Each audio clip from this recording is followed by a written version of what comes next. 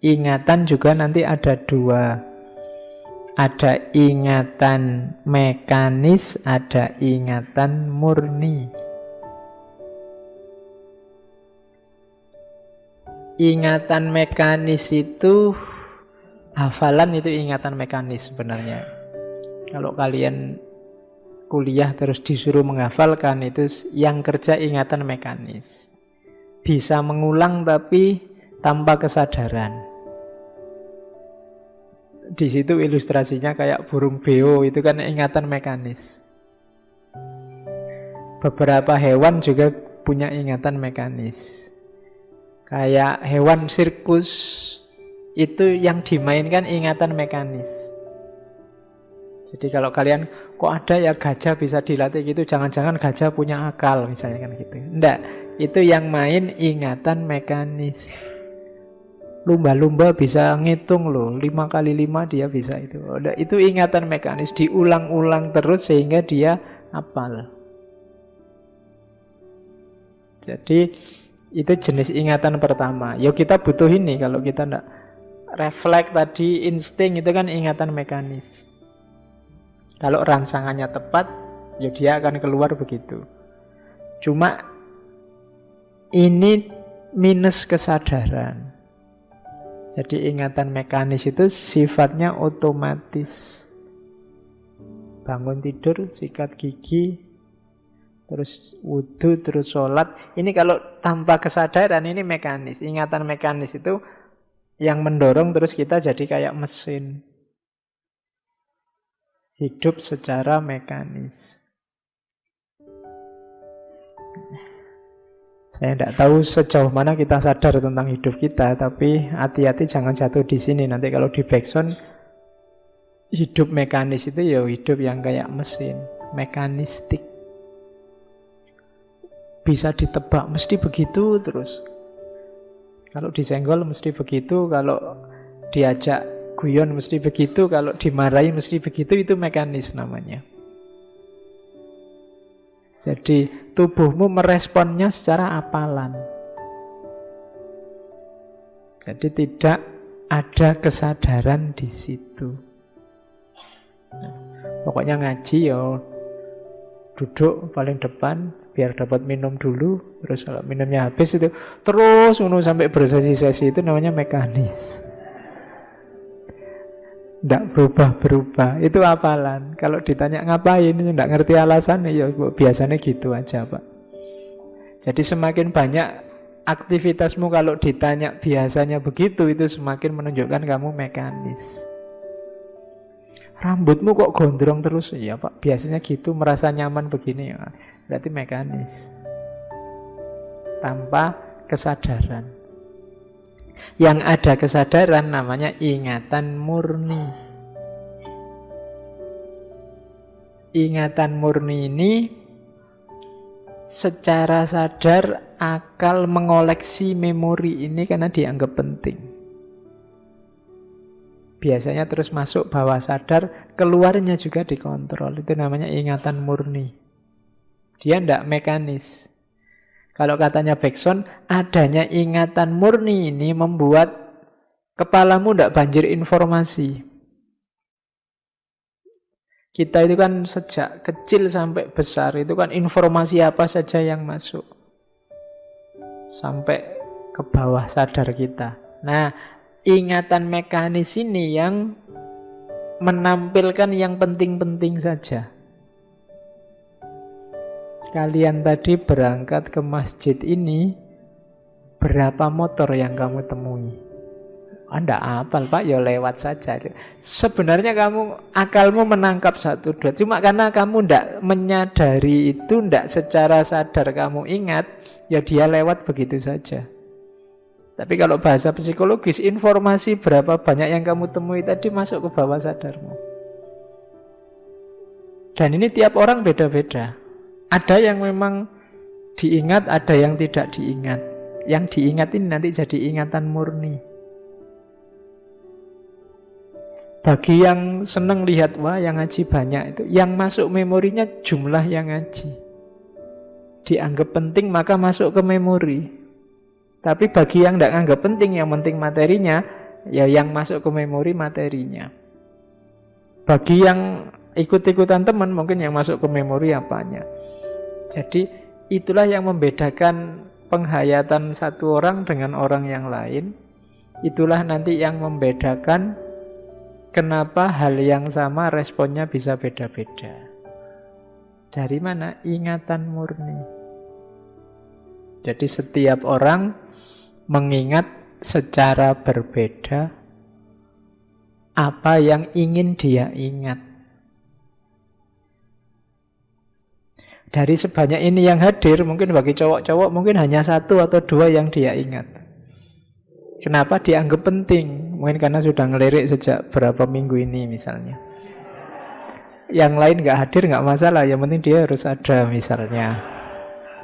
Oh, itu dia jadi ingatan murni sekarang. Jadi ingatan murni itu memori-memori yang ada di bawah sadarmu yang nanti bisa tampil secara sadar. Kamu bisa ngontrol. Oke. Termasuk nanti yang sifatnya intuitif tadi. Ketika kamu butuh dia keluar. Karena tadinya sudah kamu anggap penting, maka dia terkoleksi di bawah sadarmu. Sehingga pas kamu butuh dia keluar. Memori itu keluar. Makanya kayak tadi nggak pernah ketemu tapi rasanya kayak pernah ketemu ya. Nah, itu dulunya pasti ada memori-memori yang dekat dengan itu. Mungkin kamu pernah, kalau bahasa psikologis ada déjà vu. Rasanya kok pernah kesini ya Pak, padahal tidak pernah loh saya itu. Kemungkinan dulunya kamu pernah mengalami situasi yang sangat mirip dengan itu, dan itu terkoleksi di bawah sadarmu. Sehingga ketika ketemu peristiwa yang mirip itu, secara intuitif data itu naik ke atas. Terus kamu merasa, rasanya kayak gini ya, pernah ngalami juga. Terus kamu menyebutnya déjà vu. Jadi mungkin kamu pas kemana, naik gunung sendirian itu kan. Loh, rasanya kok kayak gini, pernah rasanya lah. Ya memang kamu jomblo terus, jadi tahu lah ya, mesti sendirian terus, jadi langsung paham secara intuitif. Iya ya, pernah ngalami kayak gini ya, sering mesti. Nah, itu ingatan murni namanya. Jadi yang menampilkan intuisi. Berarti intuisi itu tergantung juga sama memori, sama ingatan. Dan nanti pemicunya apa? Persepsi. Kamu mengalami sesuatu, melihat sesuatu, ada memori yang terbangkitkan.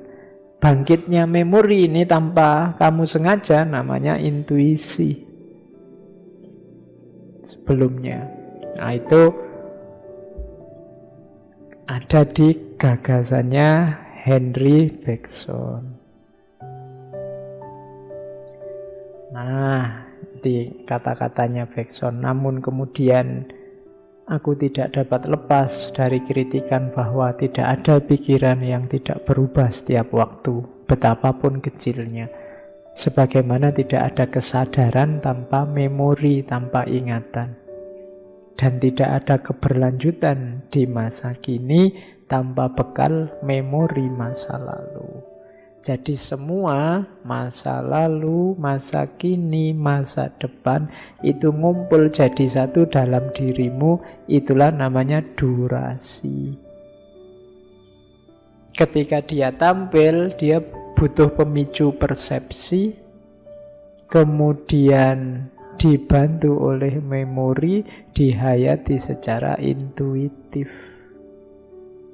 Dari situ pengetahuan lahir. Itu yang ada di Henry Bergson. Yang ini kritik pada gaya positivistik. Ada yang bilang Henry Bergson ini kok kayak anti-intelektualisme. Kalau jawabannya Bergson ya bukan anti-intelektual, tapi melengkapi gagasan-gagasan sebelumnya tentang intelek dan pengetahuan. Karena teori-teori sebelumnya itu kurang lengkap. Oke, terus Nah, intuisi tadi pada akhirnya merupakan alat untuk menjangkau yang hakiki, hakikat. An absolute can only be given in an intuition, while all the rest has to do with analysis. Yang absolut, yang hakiki hanya bisa diberi, ditangkap lewat intuisi. Sementara semua yang lain itu pakai akal bisa, dia butuh analisis. Apa sih intuisi itu? We call intuition here the sympathy by which one transported into the interior of an object. Jadi intuisi itu orang menghayati. Menghayati itu apa sih? Memasukkan barang yang dibaca ke dalam diri. Jadi, atau bahasa lainnya mengalami, bukan membaca. Dari situ lahir pengetahuan intuitif. Makanya disebut pengetahuan langsung. Jadi intuisi itu datanya langsung muncul dalam dirimu karena kamu ngalami sendiri. Tanpa harus kamu cari keluar. Jadi ada transportasi, ada simpati yang memindahkan sesuatu yang kamu baca ke dalam dirimu. Di situ nanti disebut intuisi. Oke, itu babak pertama, gagasannya Bergson di aspek epistemologi.